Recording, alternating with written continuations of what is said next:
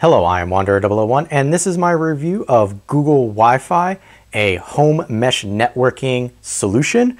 This is one of the access points or nodes to the mesh network. Now, Google sells these in a 1-pack or a 3-pack. Realistically, if you are looking into mesh networking, you're going to want to have multiples of these access points and you get a price break if you buy the 3-pack. So to start, you're probably going to want to get the 3-pack. It's going to be a little pricey. I'm going to start off with the price. On Amazon, you can find this for $260 for the 3-pack. Now again, that is a price discount buying 3 at once instead of singularly. Now, I know that that could be sticker shock because you can get yourself a regular Wi-Fi router for much cheaper, but there's a lot of things that Google Wi-Fi can do that a regular Wi-Fi router cannot. And part of that is the mesh networking. You are getting this because of the mesh networking. It does make a decent singular Wi-Fi access point as well, but we'll discuss that a little later. So to start off, we're going to go over the general specifications. You are looking at a cylinder that is 2.7 inches high with a width of 4.4 and a depth of 4.4 since it's cylindrical. It is made of matte white plastic all around. There's nothing really to look at. On the front here, and this is the front, this is an LED indicator. Now with this LED indicator, you have 3 colors that you'll see. White, which means that everything is working perfectly fine and you don't have anything to worry about. Blue, you'll see that when you first set up the Wi-Fi access point or additional access points.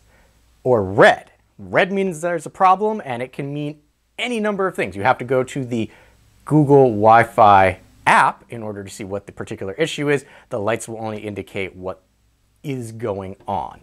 Coming around to the back of the device, and this is what I'm going to call the back of the device, there is a single button right there. If you press and hold in that, it will allow you to reset the device. Now, you will have to press and hold and then until this turns blue, and then it will have reset. You can also do that through the application, but there's a manual way to do it on the back.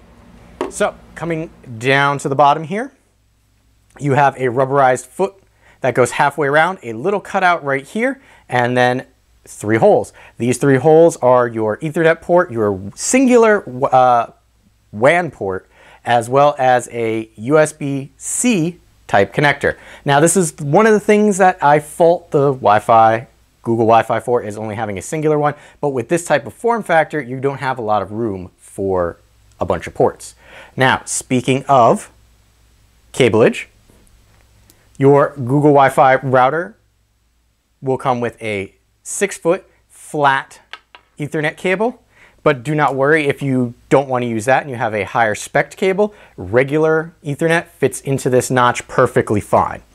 Now, USB-C cable right here is just shy of being 6 foot long. Now, I'm bringing the cable into frame because if you've watched my Google Home Mini review over there, you'll know that I've kind of knocked the brick that plugs into your socket I didn't really like the design of it. And I know it's going to sound really bad, but I don't particularly care for the design of this either.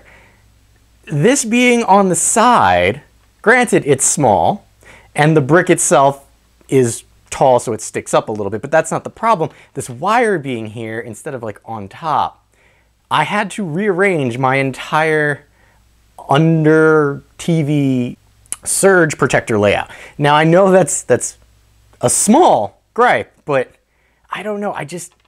Google, why do you keep putting things in weird places? Just on the top, make it detachable so I can put a longer one on if I wanted to. That's the small gripe with this. Just the placement of this seems really odd. Coming back to the Google access point, you'll notice that there's tape over it. That's because the tape is covering up a QR code as well as an ID number, which is how you actually set these access points up. Now, all the talk of specifications, size-wise, might mean nothing to you. So, here we have a carbonated beverage to give you an idea of the size of the round access point. It's not terribly large and will fit into most decor quite easily, unless you have black appliances, then you know, it's white. Since it's a matte finish, it doesn't show fingerprints at all, so that's a plus, but really once you set this up, you're not going to be touching it. Now, I did mention that you set this up using the Google Wi-Fi app. Well, that's because there is no web UI for this, it's all app-based. So, you do have to use the app to set it up. The question is, how easy is it to set this up using said application? Well, let me show you how to set your Google Wi-Fi up. Plugged in, started flashing. So next step is to go to the Google Wi-Fi app. Now, if you have multiple accounts, it's going to make you pick an account to start. So let's get started.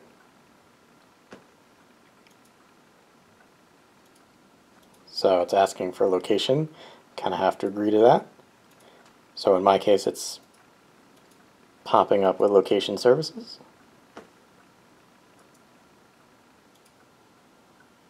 Alright, so you have to turn on Bluetooth in order for it to work, so we're just going to do that now.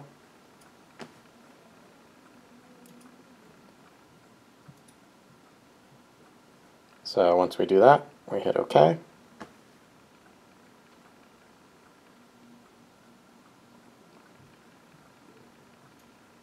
And it's looking. You can kind of see it's flashing a little bit.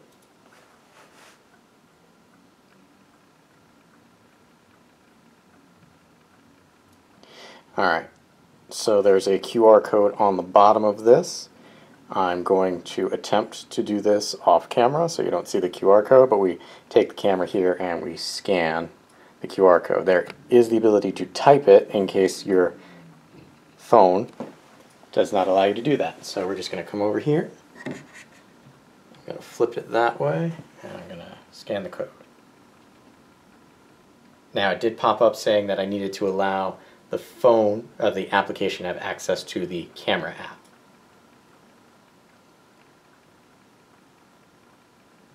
Supposedly it picked up the QR code, but I didn't actually get to it.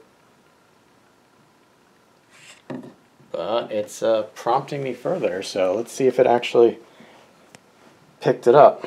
So it's giving me choices as to where this is. So in my case, we're going to say living room. It gives you lots of choices, but I'm just going to say living room because that's where this one is.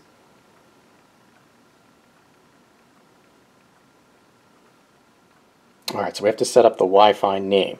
Now, in my case, I have names from my previous network. I'm going to use those. Alright, so here's my primary network name, and we have to create a password for that. Okay, I created the password, now we're just going to let it do its thing.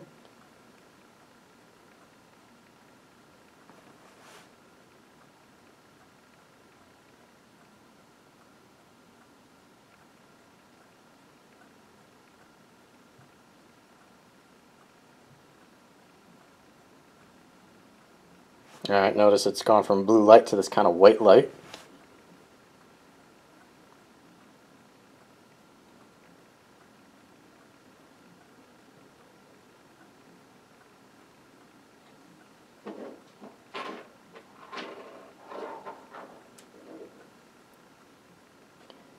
Now I can add another access point from here, but I'm going to do that after the fact because the setup would be similar if I was doing the initial setup, so I want to see what it's like to add one after the fact because I did get the 3-pack. So I'm just going to say all done, and now. So on the screen that shows up now, it shows the Wi-Fi network name, the password, and the location. And then there's an add more button in the lower left. I'm just going to hit next because, again, don't want the password out there. So what it's doing is installing the latest software. Over the next 6 to 10 minutes, the latest Google Wi-Fi software will be added and will send me a notification when it's done. So what I'm going to do is, alright, saying about 5 minutes 30. So I'm just going to let that do its thing and not force you guys to sit through that part. It did not take 5 minutes and 30 seconds. It took 30 seconds. So Google Wi-Fi network is ready to go, and we can explore if we want to. So we'll hitting the explore button will show the account information. So for the time being, that looks like it was the setup. So we're just going to let it sit here and do its thing, and we'll look at the Google app at another time. Okay, so after you first do this, you kind of get like an introductory screen. One of the things that you could do was create a guest network, which I did because my IoT devices sit on a guest network. But there's other things that it kind of prompts you that you can do. So Wi-Fi points, everything looks good on your network. Here you can do network check. Here's family Wi-Fi. Since it's just my wife and myself, I don't really need to set this up, but it'll allow you to pause based on individual devices. Now, the concept behind this is I'm going to give this to a family member so that they can use it in their larger home, and they will be using family pause. But we'll talk about that another time. So here's a little learning more information, and use Google Wi-Fi app anywhere. So go through the full application a little later. This is just the initial setup stuff. Now, I will preface the setup with that is setting up the Google Wi-Fi using Android. I did set this up for a friend of mine who is actually who I got these for, because my Wi-Fi is okay, but they needed something to fill out their house. So when I went over to their place to set this up, they only had iOS devices, and the setup process was a little longer and more demanding. Just to give you an example, because I didn't film that because it was at their house, when I set this up using an iOS, you have to go into settings, then Wi-Fi connection, then you have to go to the Wi-Fi name, the temporary Google Wi-Fi name that shows up, log into your Google account, log in then to your Google Wi-Fi access point, manually enter the passcode that I have covered up underneath, and then had to go to the new network and put in the password again. Now, this was rinse and repeat when you were also adding access points. So setting this up over iOS is a little trickier than on Android. Go figure, right? Speaking of those access points, again, this is part of a mesh network. How easy is it to set up one of the access points?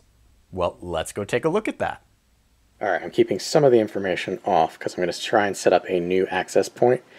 You can over, and then right there it says set up a new point, which is really close to my username, so it's hard to keep off screen, so I'm sorry. So we go set up a new Wi-Fi point, and then we go back through this. Let's Google Wi-Fi setup. So we do have to plug in the other device, so I'm going to do that now. Alright, so you're seeing some of the blinking that you missed. Bringing this back up in frame because it's asking about let's getting started. Alright, so it's powered on. We're going to hit let's get started. So get started.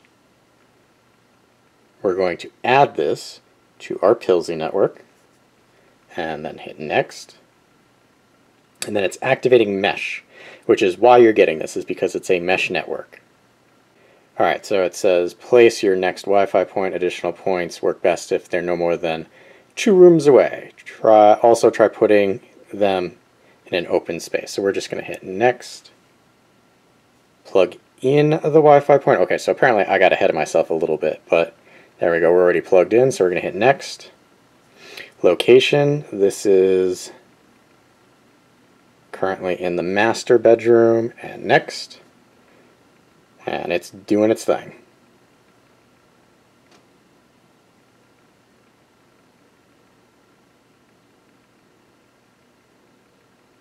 Now, got to scan the QR code again. Before, I didn't even have to get close to it. You can type in the QR code like I mentioned before, but we're just going to try and scan it. And again, I'm going to try and keep that off camera, so bear with me. Just kind of flip that sideways, and then I'm going to take the phone and bring it in there.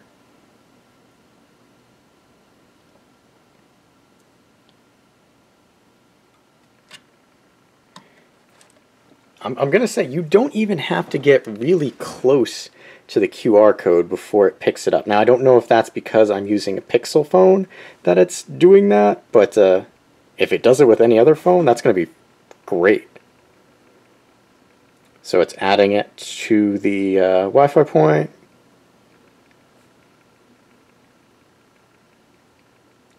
Okay, it's doing its finalization.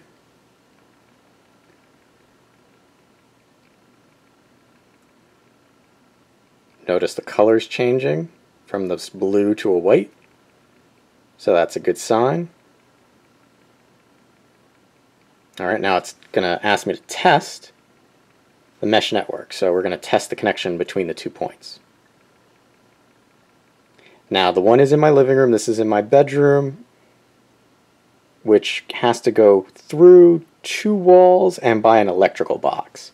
So it'll be interesting to see how this does. And I mean, I have this at the furthest point of my house. This is an exterior facing wall right over here. Everything looks good. Alright, point's ready to go. It's going to install the latest software on this point. So just like before, it should take it took like 30 seconds after I moved the phone away from the camera. But again, I'm not going to make you sit through that. Alright, so what you just missed is this went blue and then turned off. Now it's pulsing. This particular unit, and I can't tell if this is because it's part of the mesh network yet, took pretty much the full time. So it has been just about 5 minutes, 30 seconds.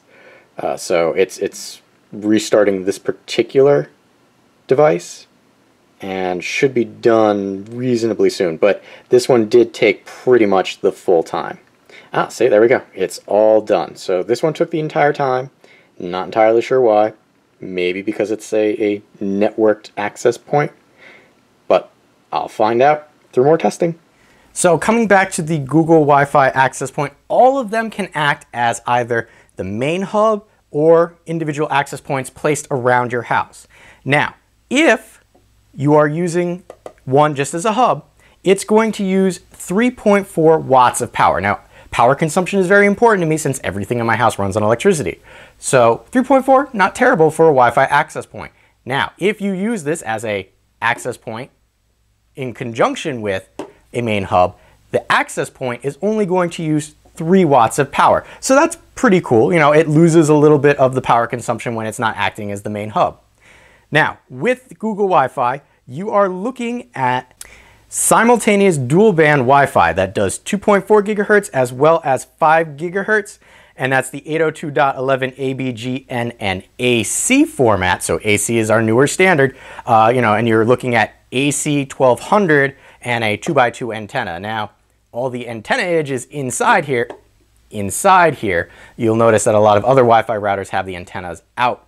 Now, that 1200 speed is not limited to all at once. That's split between the 2.4 gigahertz and 5 gigahertz band. So you're going to still have pretty good speeds with this. Just know that it's not that 1200 that's being advertised. It also does beamforming. Now, beamforming is really cool in that, let's say I have a computer over here and a cell phone over here. So instead of just transmitting Wi-Fi signal everywhere, it forms to the devices to give it a better signal. Now, I did say that it's 2.4 gigahertz and 5 gigahertz. It uses only a single name, so you don't have to have Wanderer 001 5G, Wanderer 001 2.4G. What it does is it will use a single name and then transmit in both frequencies. So whichever frequency is best for your device, this will transmit and your device will pick it up. So if you have a cell phone that runs on 5 gigahertz, cell phone will always be on 5 gigahertz. Computer, if it's only 2.4 gigahertz, it'll run on 2.4 gigahertz. Now, I talked about this being a mesh network. Now, what does that mean? So for me, I live in a 1,200 square foot single floor condo. I put this as my main hub and then attached a node in my bedroom, which is the furthest point in my condo. Now, for me, because of the size of my condo, I can get away with a single unit if I wanted to. And in fact, up there, my Asus router, since I future-proofed that one so much, is actually a little better than what I got with the Google Wi-Fi here. Now, I'm going to show you some speed tests. The first speed test is my Asus router. So it's 8.1 megabits down and then 7.7 megabits up. When I just had the single unit of the Google Wi-Fi set up, I did a speed test which was 7.5 down and 7.1 up. I then added the mesh node, so I added the access point in the bedroom and then tested the speed again. So then I got 7.7 up and then 5.8 down. Now that dip in the upload speed can be caused by a lot of factors. I live in a dense populated area. I tried to do these all within, quick time of each other. So it just might have been at that time it got choked out a little bit. But you'll notice for me, the speeds that I was getting, even with the mesh, were not as good as I was getting with my single overcharged access point.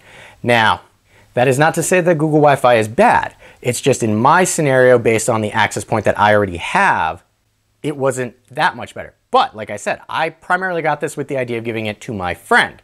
And my friend lives in a 2,000 square foot home and has 3 kids, and they're all on electronic devices. Their old Linksys Wi-Fi router was just not cutting it. And their Wi-Fi router is not centrally located in their home. It's all the way in the corner in a room that they keep locked. So what I did was I set them up with a single access point and then a secondary access point in their living room. So only 2 nodes. And with that, their connectivity increased dramatically. Their speeds remained relative, but the connectivity helped them parse out. So things were either attaching to this node or the other node. It helped with their connection stability. Now, they also like a lot of the extra features that you get with the app, which I'll explain a little later. But I just want to circle back to the speeds. What I showed you is actual real speeds. Unlike, speed.net, I believe, where it shows you, the feasible speeds that you can get, which in my case would have been 100 megabits a second. Both my old Asus and this peaked out on that, but I was looking for actual physical throughput. So back to my friend and their usage of this. Well, they like a lot of the features that you can get with the application. Now, for me, the one problem I have with the application is there's no web UI for this. I kind of like being able to access this via a web UI. My friend, however, since they're glued to their phone anyway, enjoy the fact that this is purely phone-based or app-based. So let me show you what the application looks like on an Android device.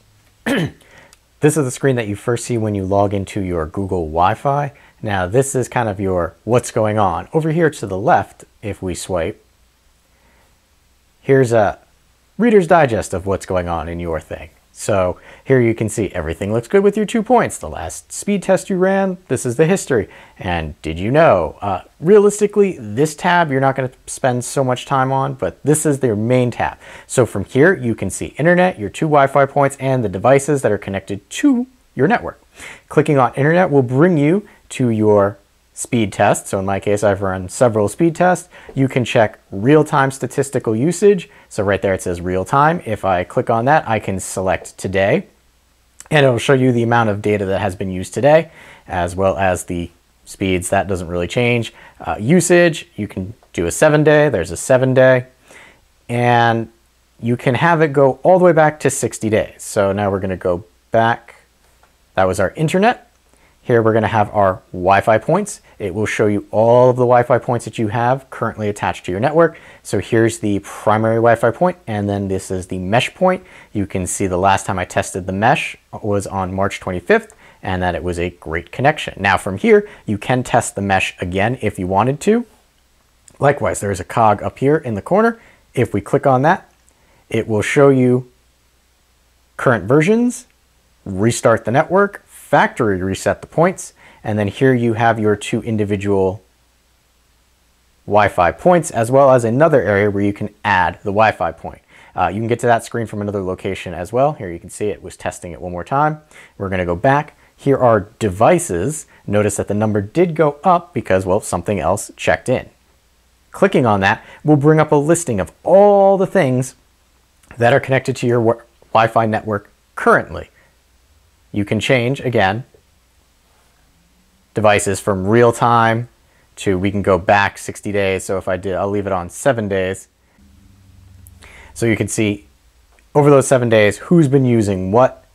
This is also how you can give yourself priority over the other things. So let's say I'm doing work and everybody else in the household is really killing my data. I can say, well, here, this is my unnamed device, give it priority for the next hour. And I hit save. Now, the one thing I don't understand is this is a Google Wi-Fi app. This is a Google product. Why Does it not know the name of my Google Pixel phone? It's a little weird. If you change it to a date range, it will also allow you to come back here and see other things that are no longer connected to the network, what they were and where, you know.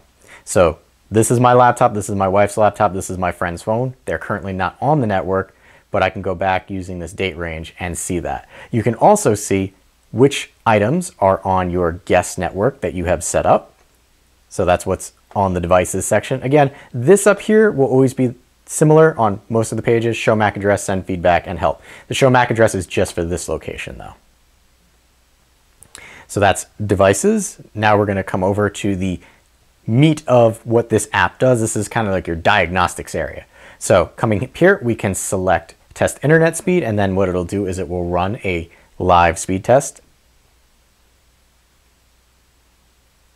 I don't necessarily think I'm gonna make you sit through this, but through the magic of editing. There you go, that's your speed test. So it even gives you a little indication down here, good for web surfing, good for standard video, good for HD video, and then good for 4K video. Now from here, you can move on right to the next test, which is test your mesh network, or you can redo this test. Clicking the X button will bring you back to your main page where I'm going to test my mesh network. And again, I'm not going to make you sit through this, but you get an idea of what the little animation sequence looks like.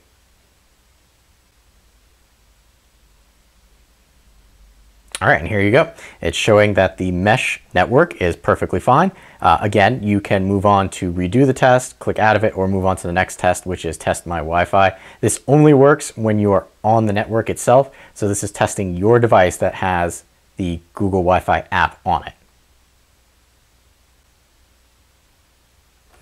And there you go, we're great. So we can click done, and that's all the tests. You can start all the tests from down here in the bottom corner too. Moving along, here is the priority. So I can either add a priority. So like I said before, if I need my network traffic to be the priority, I can change that here. I can also end the priority here. But notice if I don't save it, I have to do it again. So we're gonna hit save.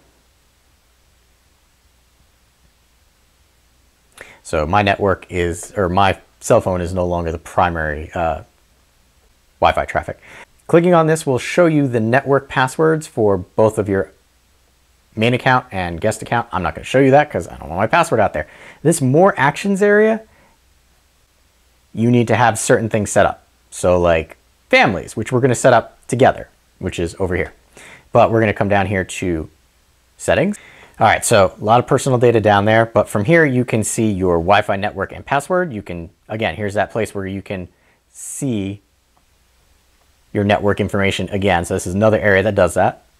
And then advanced network. Now, the one thing I kind of dislike from here is that it doesn't let you see the security information. While it does have security, they kind of take that out of your hands. I don't know why, it's just what it is. Guest network, you can set up a guest network, you can change the name of it, you can reveal the password so that you can show your friends. What we're gonna do right now is we're going to set up family Wi-Fi. So we're going to hit setup. Here we're going to create, and I'm going to call it kids, and move on next. From here, it will let you select the device that you want to have. Now, in my case, I'm going to select, so here it's showing anything that's touched the network. So what I'm going to do is I have my old Motorola phone. We're going to select that and move on. And now from here, it's saying, hey, you've got this thing that you can do. So you can set up a group for just your kids in general, or you can have a group set up for child 1, child 2. Let's say your child 1 is a little older and has different times from child 2. You can set 2 different groups up. But we're going to hit continue. This is the Google restricted safe mode or parenting mode. So restricts adult content, and you probably want to leave that on by default if you're setting this up for kids. So you go save. And here you can create a schedule, or you can select not now and go back to doing the schedule at a later date. We're just going to create one now so that you can see this. So you have predefined schedule names, or you can create your own. We're going to say bedtime. So it starts at 8 p.m. and goes till 6 a.m. scheduled for 10 hours. We hit next, and then you can select all week, school nights, weekdays, weekends, or custom. If you select custom range and then go next, you can kind of say and next. And now you have a kid's bedtime set up. So here you have kids as a label. Now all of your labels will end up here. You can pause it right from here. So boom, automatically all the things that are attached to that, they get a timeout. Can unpause it. Now you'll notice when I paused, it showed you the devices. So it will show you the devices. You have your schedule there, which here you can go back and create a new schedule, or we can come up here, skip schedule, delay, or view details. So from here, you can view the details of this, you can edit it, or you can just manually toggle it on and off if for whatever reason, special occasion, something of that nature. So here you can see family Wi-Fi. So here we have kids. So you can see kids, you can tap it to pause or unpause. And then there's an add and end time. So let's say you turned it on, but you want to have an end time so you don't have to remember to go back and turn them back on. You can say ends in an hour. By case, I'm just going to unpause that. All right, so that's that section there, how that's changed. We have your family Wi-Fi down here. So this will be where you have all of that information. And then you could view pause devices, end pause on all, and again, send feedback. So that's normally send feedback and help, and then content specific information. And we did talk about creating another network. So coming down here, home controls. This is if you want to set something up. I didn't play with it because I don't have any home controls that I want people to play with. You do have a hamburger button over here, which clicking on it will give you the Wi-Fi setup point, Wi-Fi care support, send feedback and help. And at the top there is your user account name. So that's really the Google Wi-Fi app in a nutshell. There's a lot to go over, but realistically, the majority of your time you're going to spend on this page and this page. And there's some here that I wanted to show you, which was if we select the points, you can come here and select, you can change the brightness because I have this in my master bedroom. I have the lights completely turned off. You can restart just this particular access point. You can change the location of the access point, or you can remove just this access point. You can only do that though with secondaries, because you can notice the primary, you can't really remove it because it's the main access point. But realistically, those are the two screens that you're going to spend the most time on of the Google Wi-Fi app. So as you saw, the app itself is robust, but very simple. Nowhere in the app did you see the security settings. So Google Wi-Fi uses WEPA 2 PSK, but you don't have the option to change or even look at that. The app does it for you.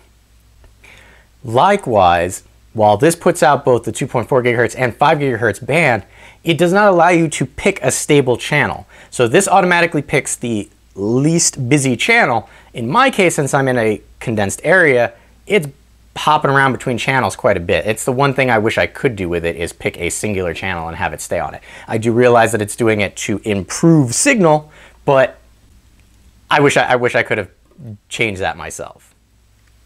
For me, with my testing, I enjoyed the Google Wi-Fi. My friend enjoys it a heck of a lot more than I do. It fixed the problems that he was having. Now, it's not all sunshines and rainbow. I ended up with some weird, quirky happenings when I switched over to the Google Wi-Fi. First being that my Wemo switches, after I changed over to the Google Wi-Fi, the trigger phrase on my Amazon Echo, turn on or off living room lights, stopped functioning. I had to change it to turn on or off den lights. And I mean, I discovered devices, I went through FAQs to see what the issue might have been. For the life of me, couldn't figure out what it was. When I switched back to my Asus router, it was like nothing happened. There was no problem. So I don't know if this is having a problem talking either to the Wemo or the Amazon Echo, because the Google Home, when I said turn on living room lights, had no problem. It was just the Amazon Echo. And I don't know if that's intentional or not, but that's something to be aware of.